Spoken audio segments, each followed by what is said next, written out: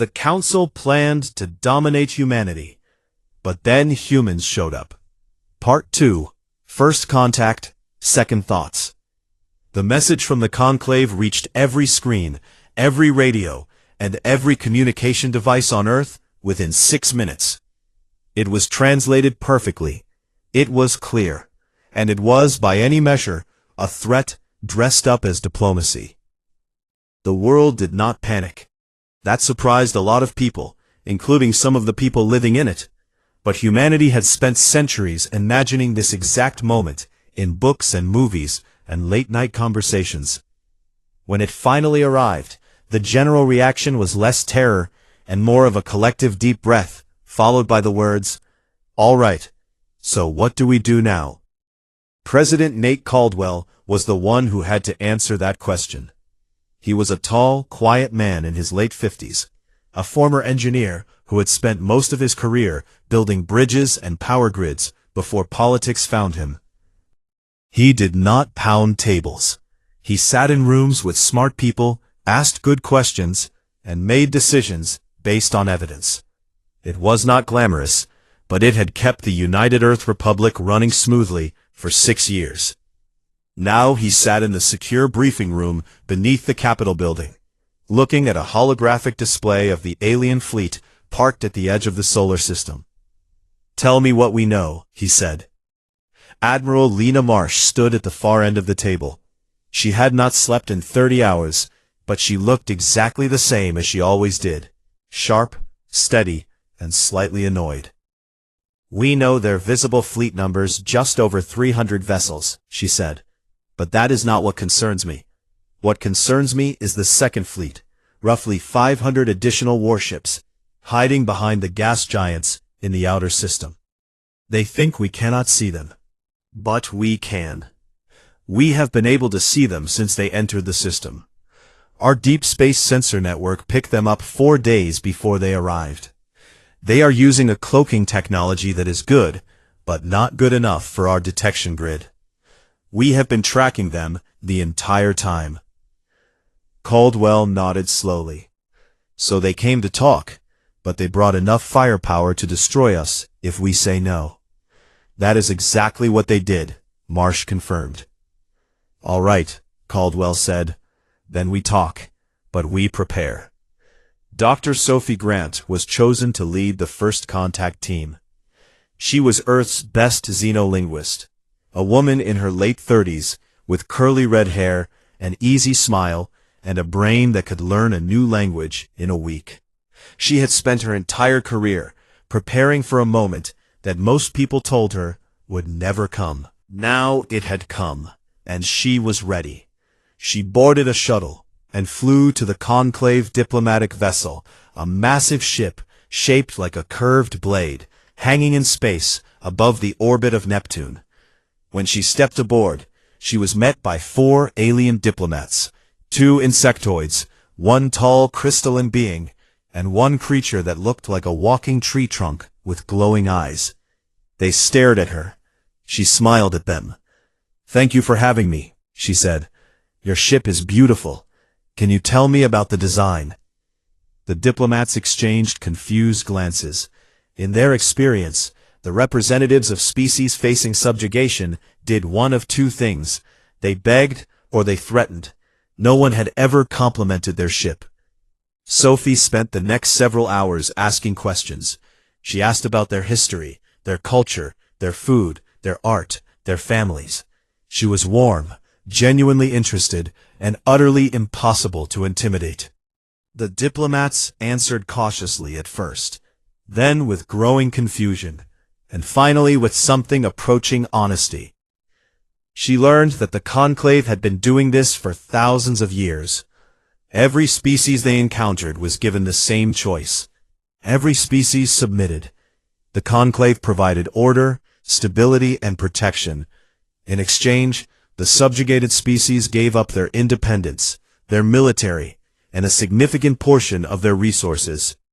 Sophie listened carefully. She took notes, and she noticed something important. Every species the conclave had ever contacted was found before it achieved interstellar travel. They were always caught early, always vulnerable, always alone. Humans were none of those things. Instead, she thanked the diplomats for their time, complimented their tea, which tasted like hot metal and brass, and returned to her shuttle. Back on the Resolute Dawn, Commander Danny Voss and Lieutenant Kara Bishop had not been idle. Danny had spent every hour since the alien arrival studying the Conclave fleet through every sensor the ship had. He was not a scientist, but he had spent 2 decades learning how to read a ship the way a doctor reads a patient, by its symptoms. What he saw did not impress him.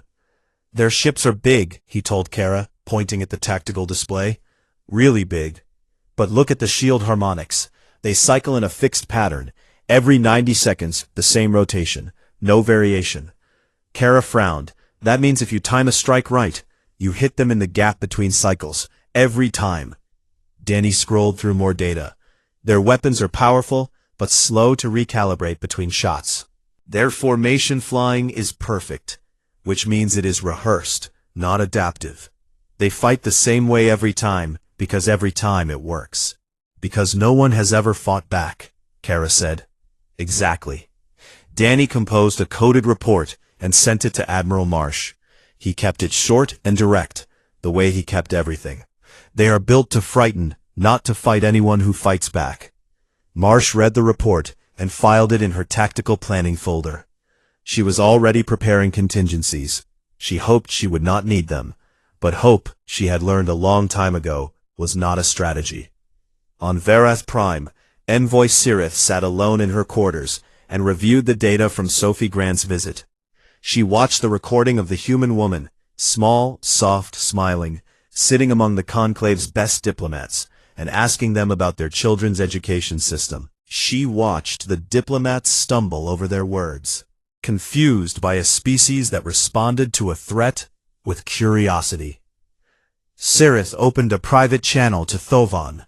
She chose her words carefully. "Grand Arbiter, I have reviewed the first contact recordings. I believe our assessment of this species may be fundamentally flawed.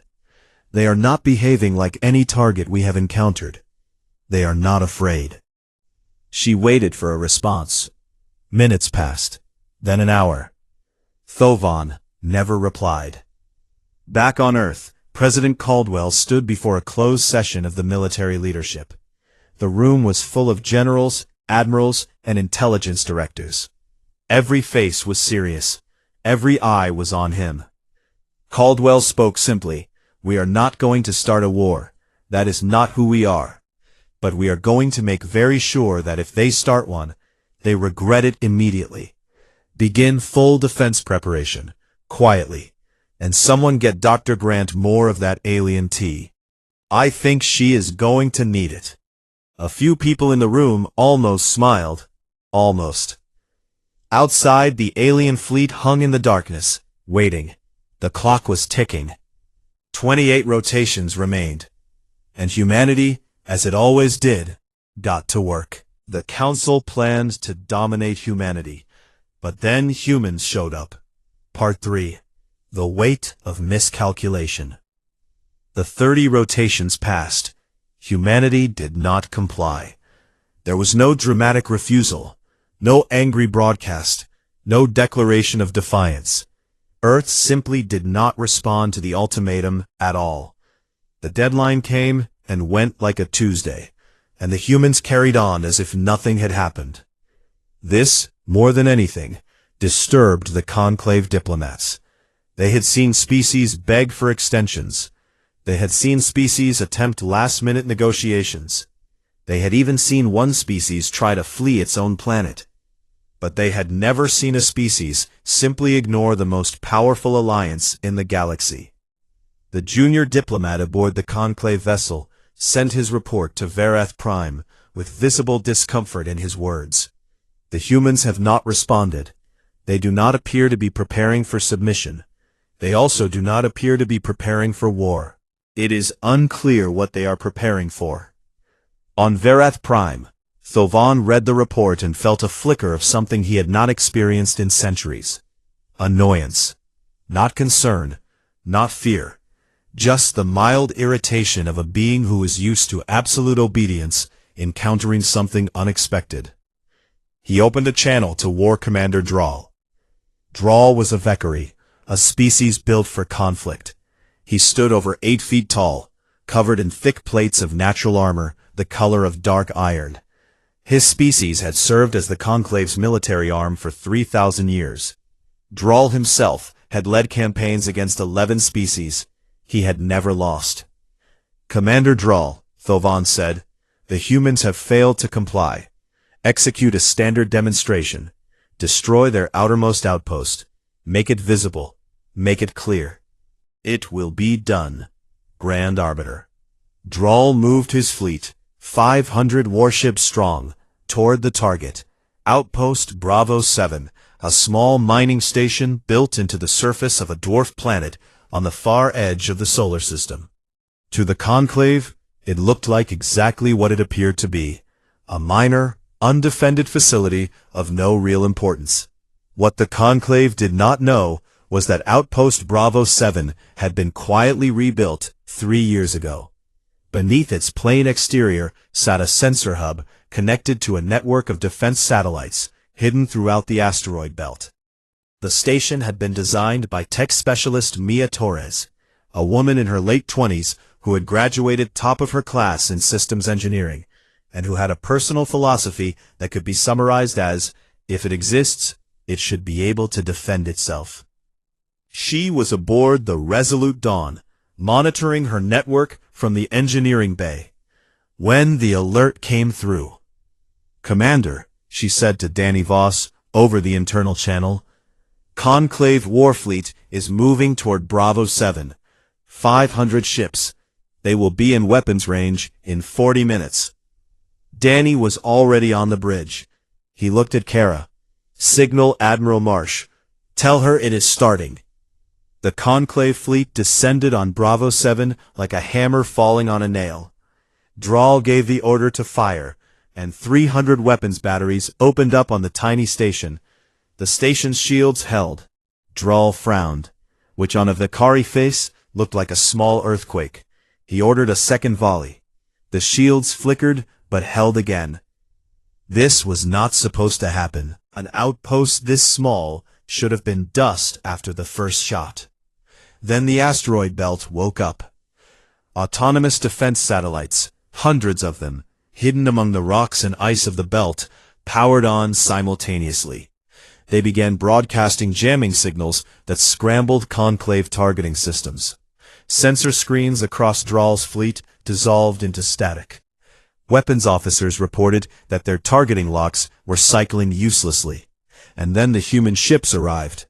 They came from everywhere, from behind asteroids, from the shadow of moons, from positions so well concealed that Draal's fleet had flown right past them without knowing. There were not many of them, maybe 60 ships compared to Draal's 500. But they were fast, and they were angry, and they fought like nothing Draal had ever seen. Human warships did not fly in formation. They moved in loose, shifting groups that changed pattern every few seconds. They darted between Conclave ships, too close for the big alien weapons to track. They targeted engines, weapon systems, and shield generators with surgical precision. They used electronic warfare to feed false data to Conclave sensors, making ships appear where they were not and disappear where they were. Danny Voss led Strike Group 3 from the bridge of the Resolute Dawn. He was calm, his voice steady on the command channel, calling out targets and adjustments as naturally as breathing. Kara Bishop coordinated the electronic warfare from her station, her fingers moving across the console so fast they blurred. The Conclave shield cycles, the predictable 90-second rotation Danny had identified weeks earlier, became their greatest weakness. Human ships timed their strikes to hit in the gap between cycles, and every shot landed clean. In 2 hours, it was over. A third of Draal's fleet was disabled, engines dead, weapons offline, crews alive but helpless. The rest of his ships had pulled back into a defensive cluster, battered and confused. Not a single human vessel had been destroyed. Drawl stood on his bridge and looked at the tactical display. He had fought 11 species. He had never seen anything like this. These humans did not fight like a young species. They fought like something that had been preparing for this moment for a very long time. Then, something happened that Drawl expected even less than the defeat. A human voice came over the open channel. It was Danny Voss. "Conclave vessels, this is Commander Voss of the United Earth Defense Fleet. We are detecting atmosphere loss on several of your ships. We are offering immediate rescue and medical assistance to any crew in danger. Please respond on this channel if you require help." Drawl stared at the speaker in his bridge as if it had grown a mouth and started singing. The enemy, the species he had been sent to punish, was offering to save his people. He almost refused. Almost. But his damaged ships were venting air, and his crews were dying, and he was a warrior, not a fool. "This is War Commander Drawl," he said slowly. "We accept your assistance." Over the next 6 hours, human rescue teams boarded damaged conclave vessels. They pulled alien crew members from wreckage. They sealed breaches. They treated wounds. Sergeant Cole Patterson, a 26-year-old Marine squad leader from a small town in Ohio, personally carried a Vakari soldier who weighed 3 times as much as he did through 2 collapsed corridors to the medical bay of the Resolute Dawn. The Vakari soldier looked up at the small human who had saved his life and could not find words in any language he knew. On Verath Prime, Tovan received the battle report. He read it once. He read it again. He set down the report and sat very still for a very long time. For the first time in 9,000 years, a subjugation action had failed. Sirith entered his chamber. She said nothing. She simply stood there and let the silence say everything. Aboard the conclave diplomatic vessel, Dr. Sophie Grant felt the shift in atmosphere immediately. The alien diplomats, who had been polite but condescending, were now quiet and nervous. They looked at her differently, not as a representative of a lesser species, but as something they did not understand. Sophie sat down across from them and folded her hands. "I would like to discuss a ceasefire," she said calmly. One of the diplomats stared at her. "You would offer peace after what we tried?" Sophie looked him directly in whatever he used for eyes. "That is what we do," she said. Back on the Resolute Dawn, Danny Voss filed his after-action report. He included every detail, the tactics, the casualties, the damage assessments, and he included a full account of the rescue operation, listing every alien life saved by his crew. Admiral Marsh read the report in her office at Titan Orbital Command. She got to the section about the rescue and stopped. She read it again. Then she leaned back in her chair and allowed herself a small, proud smile. This was why she served. Not for the victories, for the moments after, when her people proved that winning a fight was never the point. The point was what you did when the fighting stopped. The Council planned to dominate humanity, but then humans showed up. Part 4. The Fracture. The news of the battle spread through the galaxy like fire through dry grass. It moved through diplomatic channels and military networks, through trade routes and smuggler lanes, through species that had been under conclave rule for centuries and had long ago forgotten what resistance looked like. The details were almost too strange to believe. A young species, barely 3 centuries into space travel, had not only survived a conclave military strike, they had won decisively, and then they had rescued the enemy crews who had come to destroy them. On Verath Prime, the reaction was chaos, dressed up in formal robes. The Conclave of 12 convened an emergency session. The circular chamber that had witnessed 9,000 years of unanimous decisions was, for the first time, filled with open disagreement. Envoy Sirith of the Kale Dominion stood and formally requested a complete review of all actions taken against the human species. Her voice was steady, but her eyes moved around the room, counting allies. She had more than she expected. The Delphori ambassador, an aquatic being who attended sessions inside a floating sphere of warm water, seconded the motion.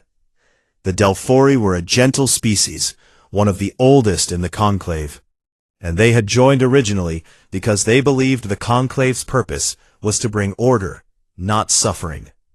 They had grown uncomfortable over the centuries, but had never spoken up. The battle changed that. The Gren, a silicon-based species that communicated through vibrations in crystal, added their support. That made 3 species openly challenging the Grand Arbiter.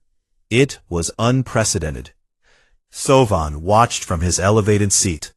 His black eyes moved from face to face, reading the room the way he had read it for millennia. But the room was different now. The fear that had always kept the conclave united was cracking, and through the cracks, something new was growing. He agreed to a summit. He had no choice. The summit was held aboard a neutral station in unclaimed space, a small, old research outpost that no one had used in years. It was deliberately chosen to be unimpressive, a place where no species had an advantage. President Caldwell chose his representatives carefully. Dr. Sophie Grant would handle the cultural and diplomatic work. Commander Danny Voss would represent the military perspective. Admiral Marsh positioned the Resolute Dawn and a defensive flotilla within reach, but out of sight. Sophie and Danny arrived at the station together. Danny wore his dress uniform, which he hated. Sophie wore a simple blue suit and carried a bag full of data tablets, and, for reasons she did not explain, a small box of chocolate chip cookies. The conclave sent delegations from all 12 species. Sirith led the reformist group. Thovan sent a representative, but did not attend himself. And War Commander Drawl came in person, which surprised everyone.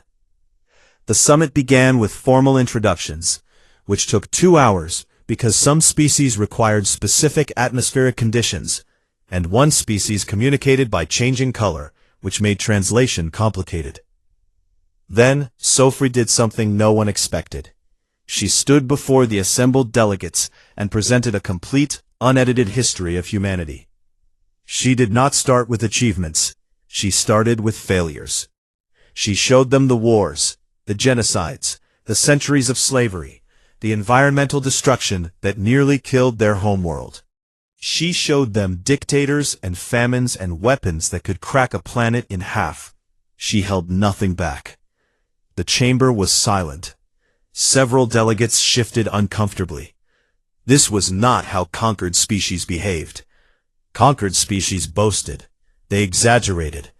They tried to seem more powerful than they were. No one stood before their conquerors and said, "Let me show you our worst moments."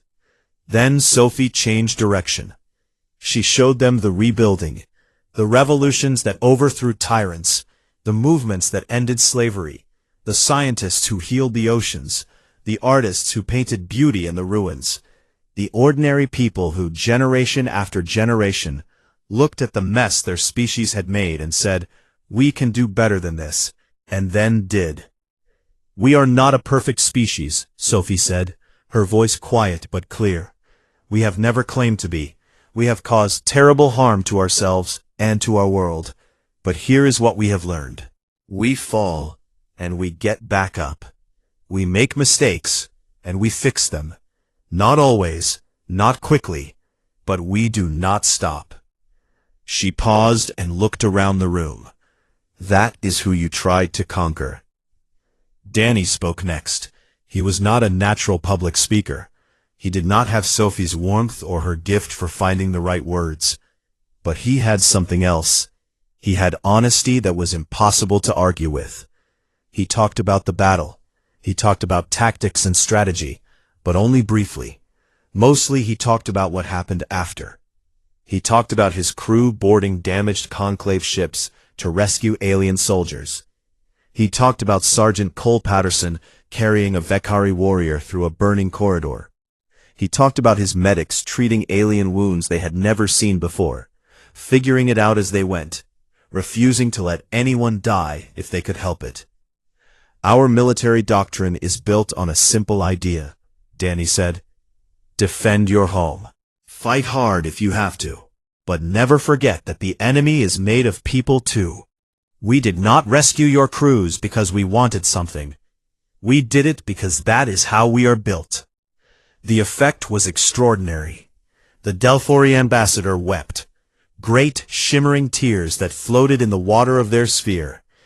In Delphori culture, public weeping was the highest form of respect, reserved for moments of profound truth. Several other delegates watched in visible shock. Sirith sat very still, her eyes fixed on Danny. Then Drawl stood up. The entire room tensed.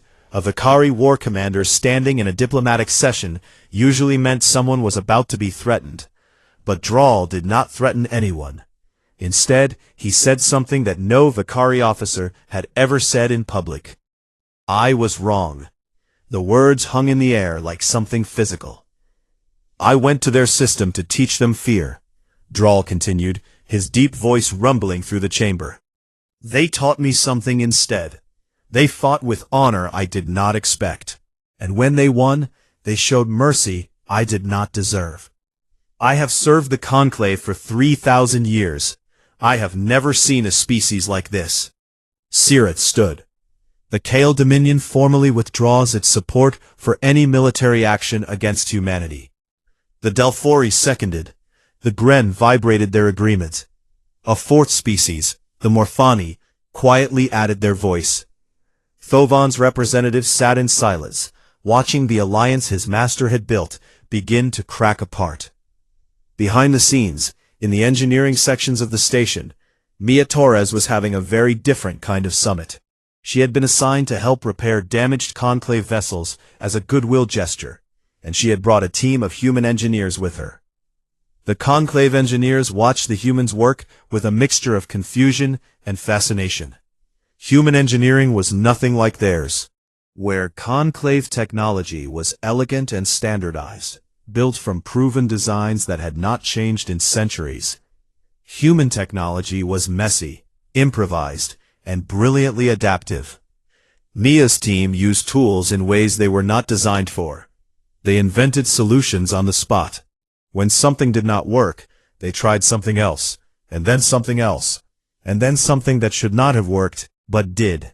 One Conclave engineer asked Mia how humans designed their ships. Mia laughed and said, "We build it, we test it, it breaks, we figure out why, and we build it better. Then we do that about 500 more times." The engineer was horrified. That is incredibly inefficient. Maybe, Mia said, but it means we are always getting better. What does your design process look like? The engineer paused. We use the same designs that have worked for centuries. And how is that going for you today? Mia asked gently. The engineer did not answer. He did not need to. The summit ended without a formal resolution. No treaty was signed. No agreement was reached. But the galaxy had shifted on its axis. 3 species had opened private communication channels with Earth. Drawl had shaken Danny's hand, carefully, because a Vakari handshake could crush stone, and told him he hopes they would never fight again, but if they did, he wanted to be on Danny's side. On the shuttle ride back, Kara Bishop sat next to Danny and stared out the window at the stars. Do you think it worked? She asked. Danny thought about it for a long time. I think we just made the galaxy a lot more complicated, he said. And that might be the best thing that ever happened to it. The Council planned to dominate humanity. But then, humans showed up. Part 5. The New Equation. 1 year had passed since the battle at Bravo 7, and the galaxy looked nothing like it had before. The Conclave of 12 still existed. Its buildings still stood on Vareth Prime. Its diplomats still held meetings and passed resolutions and wore their formal robes. But the thing that had made it powerful, the unquestioned belief that it was the only way to govern the galaxy, was gone. It had not been destroyed by weapons. it had been dissolved by something far more dangerous. An example: 4 of the 12 member species had established independent diplomatic relations with Earth. Trade routes were forming between human colonies and alien worlds, carrying goods, technology, and ideas in both directions. Scientists from 6 species were working together for the first time in history, not because they were ordered to, but because they wanted to. And on a small station, orbiting a gas giant in neutral space, humans and aliens lived and worked side by side, building something that had never existed before. The Terran Conclave Joint Station, Station Unity, as the humans insisted on calling it, much to the annoyance of species that did not understand the concept of nicknames, was a mess. It was overcrowded, understaffed, and designed by committee, which meant that the hallways were too narrow for Vekari, too dry for Delphori, and too warm for Gren. The food court was a disaster, the plumbing was a mystery, and every single person on board loved it. Mia Torres ran the human engineering section. In the past year, she had gone from repairing damaged alien ships to leading a team that combined human and conclave technology in ways neither side had imagined. Human adaptive engineering merged with conclave precision manufacturing to produce systems that were faster, stronger, and more reliable than anything either species could build alone. Mia had also, somewhat accidentally, become the station's most popular resident.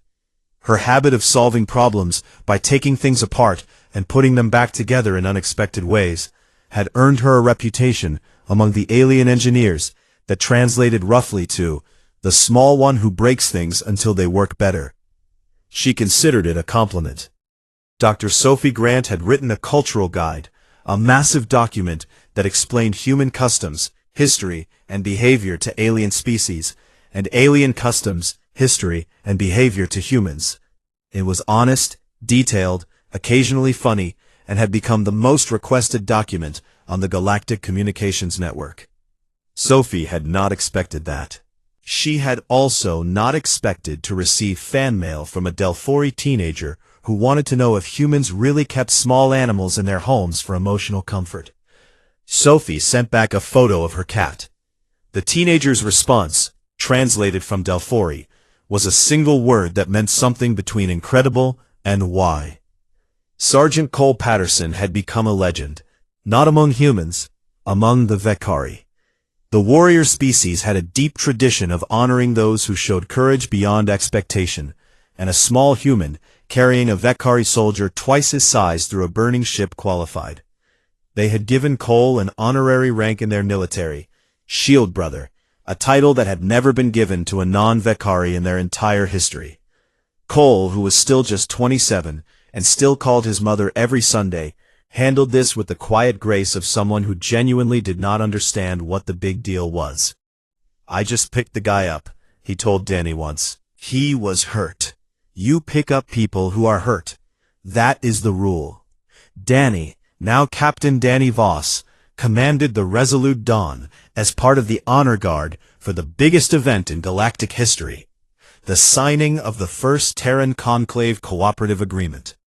The agreement itself was modest. Shared scientific research, mutual search and rescue protocols, a framework for resolving disputes without military force. It was not a grand alliance or a galactic constitution. It was a beginning, and everyone involved knew it. Ambassador Claire Dunham was Earth's representative for the signing.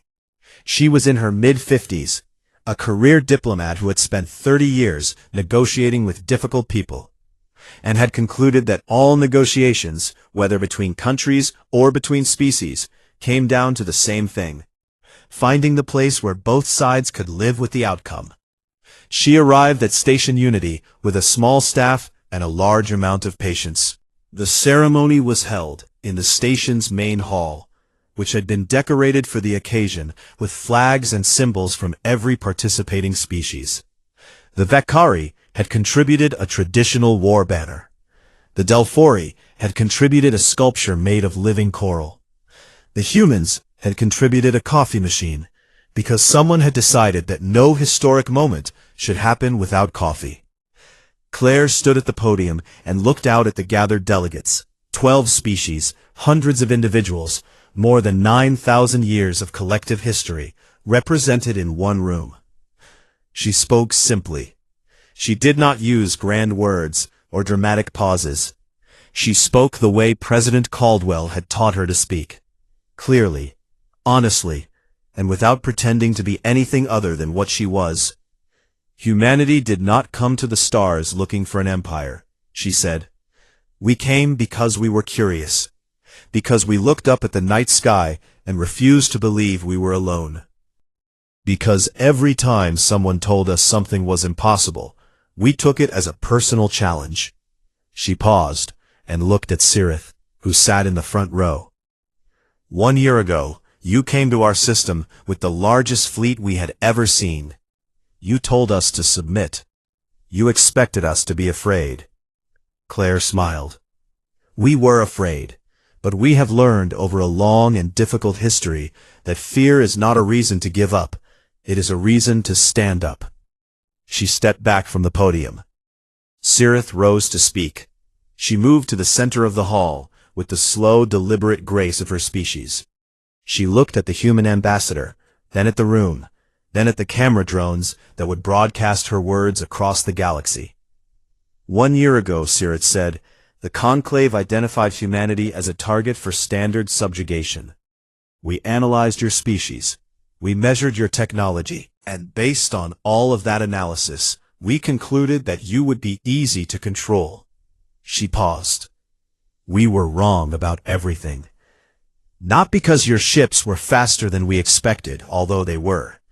Not because your weapons were stronger, although they were. We were wrong because we measured the wrong things. We measured your power and missed your character. We counted your ships and missed your courage. We analyzed your divisions and missed the thing that unites you. Your stubborn, irrational, magnificent insistence on hope. She turned to face Claire directly. We planned to dominate you. Instead, you changed us. And the galaxy will never be the same. The agreement was signed. The ceremony ended. Applause filled the hall. Hands, claws, tendrils, and vibrating crystals, all expressing the same thing in different ways. That evening, Captain Danny Voss stood on the observation deck of the Resolute Dawn. The station floated below, its lights warm against the blackness of space. Beyond it, the gas giant glowed amber and gold, and beyond that, the stars stretched out in every direction, endless and full of possibility. Kara Bishop, now commander of her own vessel, the Steady Horizon, had come aboard for the ceremony. She found Danny on the observation deck, standing alone with a cup of coffee, looking out at the dark. She stood beside him. For a while, neither of them spoke. What are you thinking about? She asked. Danny took a sip of his coffee. I am thinking that out there, right now, somewhere we have never been, some species we have never met, is looking up at their sky and wondering if they are alone, wondering if anyone else is out there, wondering if the universe is as empty as it looks. He set down his cup. And one day, we are going to find them. And when we do, we are going to say hello.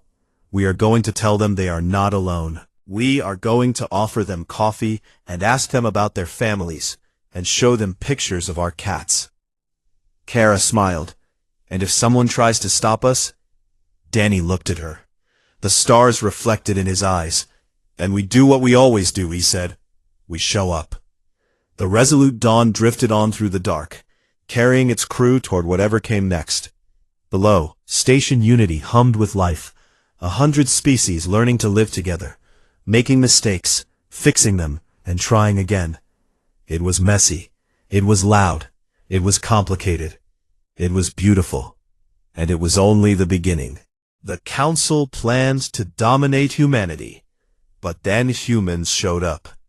Part 1. The Grand Design. The galaxy had a system. It had rules. And at the top of those rules sat the Conclave of 12, an alliance of 12 alien species that had controlled the known galaxy for over 9,000 years.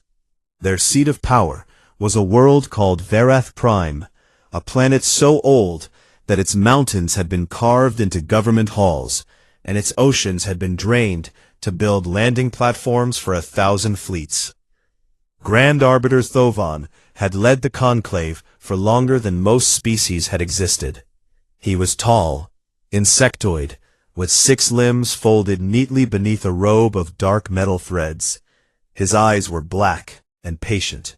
He had overseen the subjugation of 43 species. Not one had resisted successfully. Not one had even come close. The method was always the same. The conclave would find a young species, one still stumbling through its early years of technology. They would study it from a distance. They would map its weaknesses, its divisions, its fears, its resources. And then they would arrive with a fleet so large it blocked out the stars, and deliver a simple message: submit or be erased. Every species submitted. On this particular day, Thovan sat in the great circular chamber of the conclave and listened to a report from his intelligence division. A new species had been detected in an unremarkable arm of the galaxy. They called themselves humans. They lived on a small blue world, orbiting an average yellow star.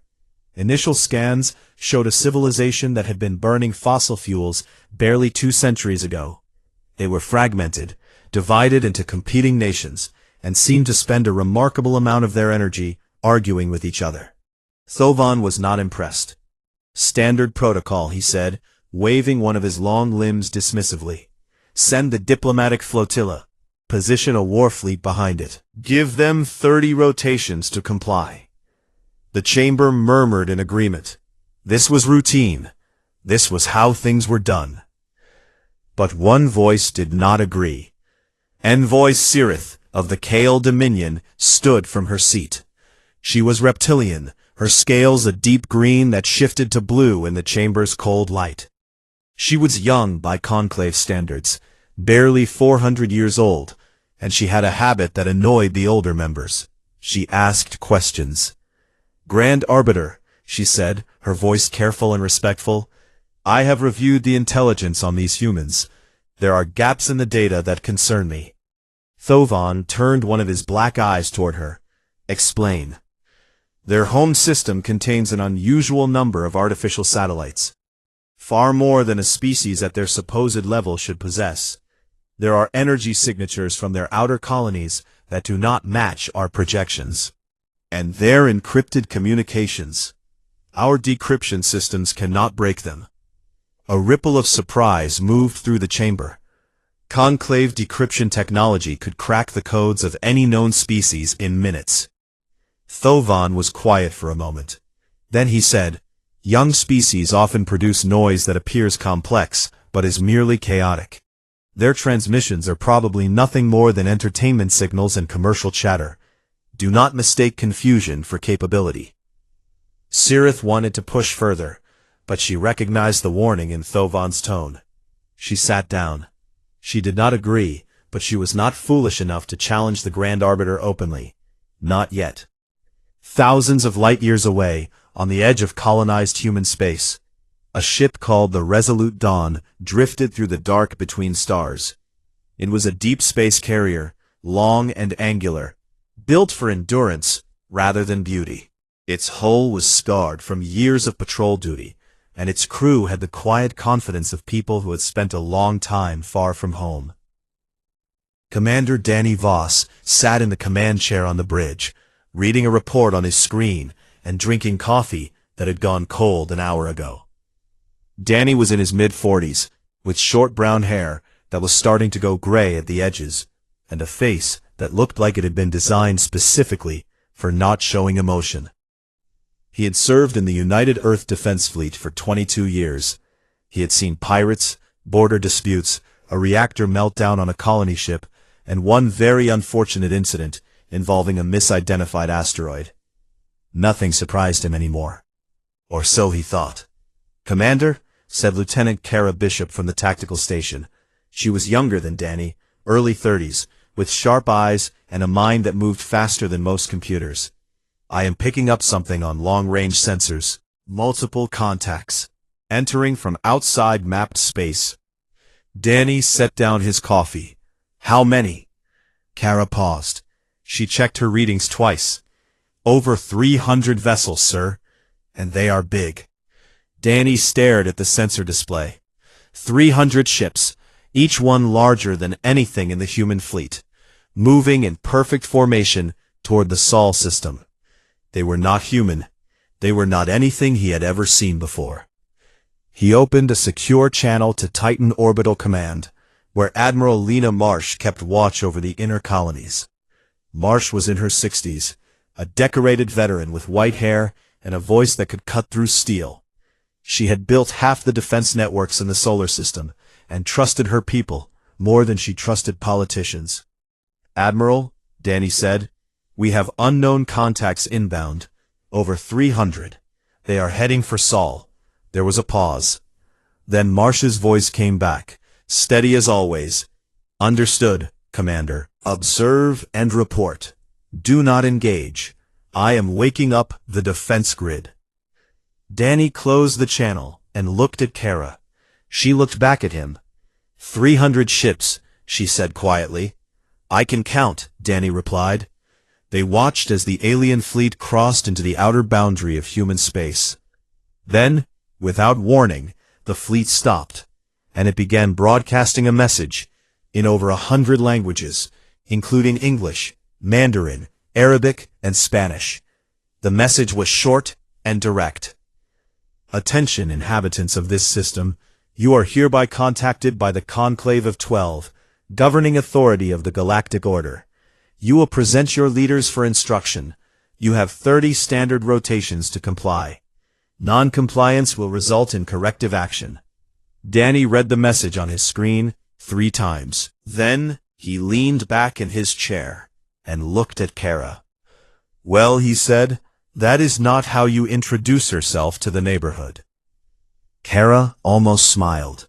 Almost. Somewhere on Vareth Prime, Thovan settled into his chambers and closed his many eyes, satisfied that this would be yet another simple addition to his long record of conquered worlds. He had no idea what was coming.